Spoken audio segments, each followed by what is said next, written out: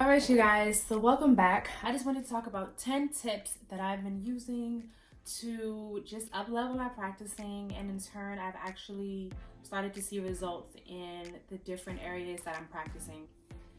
Tip number one is to start with the basics and grow from there.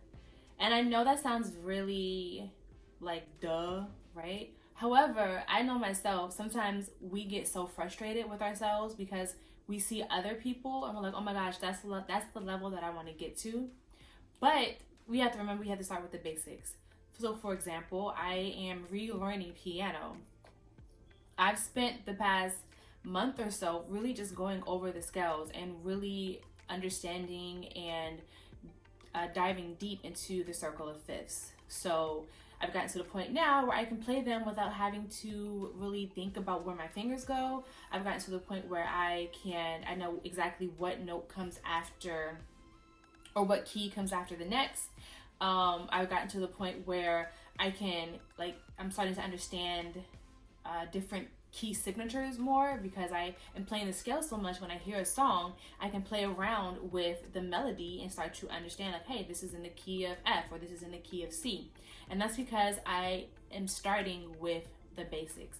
So wherever you are in your journey as far as practicing, especially if you're a beginner, start with the basics. And even if you're relearning things, so vocally, I have been singing for over 20 years. However, because I had a bit of a break between like singing professionally or singing as often as I did, and now I had to go back to the basics. I had to start working on my breathing again, because that's a key element of successful singing. So that's tip number one. Tip number two is to set a goal for your practice. So this kind of goes back to the idea of starting with the basics, especially if you're just starting out. Don't try to conquer the whole world in one practice session. Just have a specific goal. So for instance, sometimes you have to go, especially if you're not as comfortable with certain things, you have to go all the way to the basics. And for one practice session, just focus on that one particular element. So for instance, I'm learning guitar now also. I've never played guitar before. I have musical background, but I've never played guitar before. So now I'm going to literally just practice. I've been practicing two chords, going back and forth for my whole entire section. My whole entire practice session is just going through those chords. So you're like, okay, you're spending all this time on this one little concept. How long are you doing it, right? I know that you were thinking that. So that brings me to tip number 3. Set a timer. I've been practicing honestly since I was in 4th grade, and not to give my age away, but that's a very long time. And it always is the same. It takes me forever to kind of settle down and practice. But once I start practicing, I get lost in what I'm practicing, and next thing you know, it's the next day. Or, okay, that might be an exaggeration. Maybe not. But time has flown by, and I'm so wrapped up in my practice. And then I realized, oh my gosh, I didn't do this, I didn't do this, I didn't do this, this wasn't done. And then I have a whole slew of other things that I have to do. And while I enjoyed the practice, I kind of regret because I missed on doing other things that I wanted to do. Psychologically, that messes with you. And that's why it takes so much time to settle down to practice, because in your mind, you're like, okay, before I sit down and practice, I want to knock out this, and this. However, if you set a timer, and especially if you're just beginning, setting a timer for 10 minutes a day, practicing 10 minutes a day is so much more efficient than practicing for 1 hour a week. I know it doesn't sound like it, but if you're able to really hyper focus on what you're practicing for 10 minutes a day to start, you're going to see more improvement than if you have one day and you sit down and you just practice everything that you've ever wanted to practice all week. So, setting a timer allows you to know that your practice session is going to have an end. Setting a timer is going to allow you to psychologically know that I have 20 minutes to focus on this, and then I can go and do the rest of my day. I can go do whatever things I wanted to do. Tip number 4 is to create your practice space. So there's something, especially for creatives, we really kind of have to, it's a mood that you have to be in, it's a mindset that you have to be in, and sometimes it's the physical area that you have to be in. And let me bring this back. When I say set up your practice space or create your practice space, I mean literally set up. So for instance, at one point in time, I didn't have my piano out. Like my piano was like in the closet, and whenever I wanted to practice, I would have to bring it out the closet and set it up and then try to practice. Now, all I have to do is sit down and start playing. Turn it on and start playing. Creating your space for practice, it's about convenience, it's about comfortability. Wherever you can find a space that's comfortable, you can have everything that you need to practice laid out. So all you have to do is sit down and practice and not have to worry about any setup or anything like that.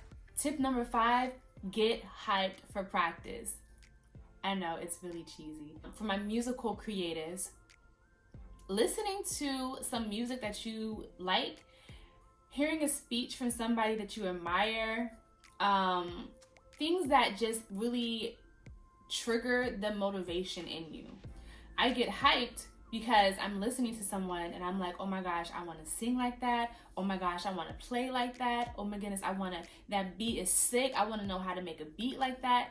And so it really gets me hyped up to be able to hear kind of where I want to be. And so when I sit down, I have this motivation to be like, okay, I'm ready to practice because I want to get to that level. That's tip number 5, you guys. Get hyped up for practice.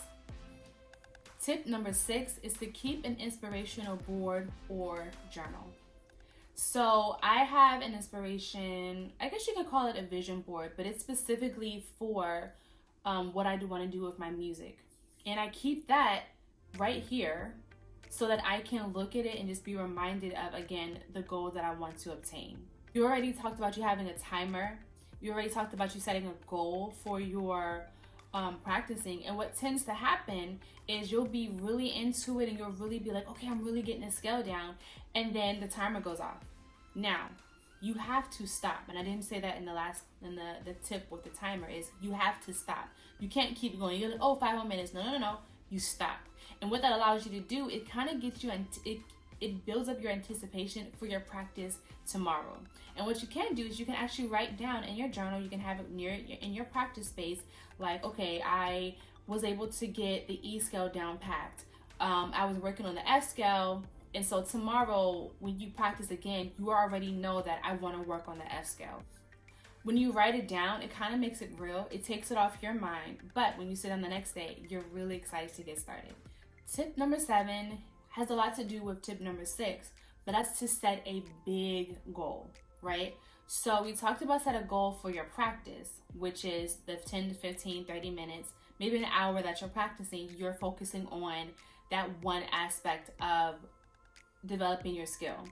The big goal is, for instance, I want to be able to play 3 Christmas songs by Christmas. But you set a big goal.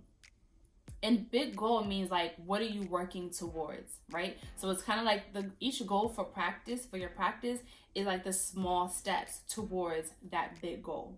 So make sure you set your big goal. Make sure that it almost kind of frightens you. You don't want it to be so small, so you're like, I may or may not do it. But you also don't want it to be too big to where it's unobtainable within a short amount of time. So I would say make your big goal out for like 3 to 6 months, right? I think that's fair. So for 3 months, like I want to learn a song in 3 months, or I want to be able to sing a song in 3 months, or I want to be able to share my the track that I produced in 3 months. Maybe you're not sharing it with the world, but you feel comfortable enough to share it with like people who are close to you. Tip number 8 actually goes along with setting the timer and creating that space. And tip number 8 is to set a daily time. So in my phone, I actually have my reminders set that I'm going to practice at a certain time every single day. And it gets really annoying because it shows up on my computer, my phone, my iPad, my watch. However, it's really ringing that bell like, hey, you said you're going to practice at 3 o'clock. Hey, you said you're going to practice at 4:45. And again, so it starts to become a habit, because that's essentially what we want to do. Like, we want our practices to become just something that we do. It's a habit. We don't have to think about, oh, do I want to practice? It's kind of like, you're going to practice because one, you know that you're only going to practice for a certain amount of time. Two, you know that you're going to have a goal in mind. Three, you have your practice space set up so you don't have to think about what you have to do and what you have to set up. You're able to just sit down. And then four, you know that you're going to practice every day at a certain time. Tip number 9 is the 5-second rule. So it's a different 5-second rules. It's like when you get off the floor. I'm not talking about that one. I think I heard this one. I'm not sure where I heard it from, but it was kind of like the get out of bed 5-second rule, right? So you're laying in bed and your alarm has went off and you're like, oh my gosh, just 2 more minutes. And you tell yourself no. You're going to count down from 5 to 1, and on 1 you are getting up.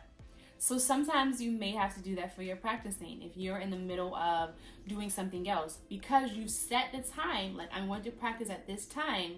Even if you're in the middle of something else, even if you don't really feel like it, even if you're tired after work, you count down 5, 4, 3, 2, 1. You get up, you go to your practice space, and you start practicing. Well, you set your timer and then you start practicing. So this doesn't it gives you no excuses.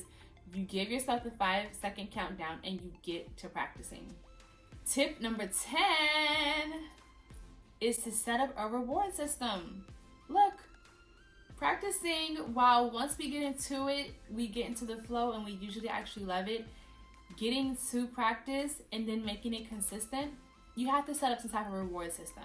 So whether it's, okay, if I don't practice today, I don't get to watch my favorite show, or if I don't practice today, I don't get to eat ice cream, because I actually love ice cream. And so I'll have like 2 scoops or something, like, okay, I practice. Or you can come from a more positive spin, like, yeah, I practice, so now I get to go watch my favorite show. Or, all right, yes, I practice, so now I get to call my friend and talk to them for a little while.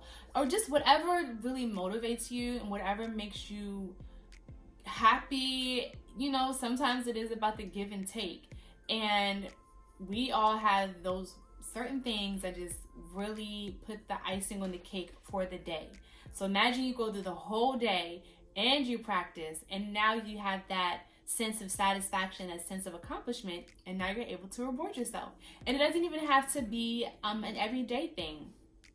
I try not to eat ice cream every day, so I will be like, okay, if I practice consistently for Monday through Saturday, on Sunday I get to have ice cream. On Sunday I'll watch a favorite show that I want. Why? Because one, I've taken so much stress off of myself because I did what I kept a promise to myself, and then 2, it gives me something to look forward to. So I hope that this has helped you guys kind of start getting into the mindset of what do you need to do to practice?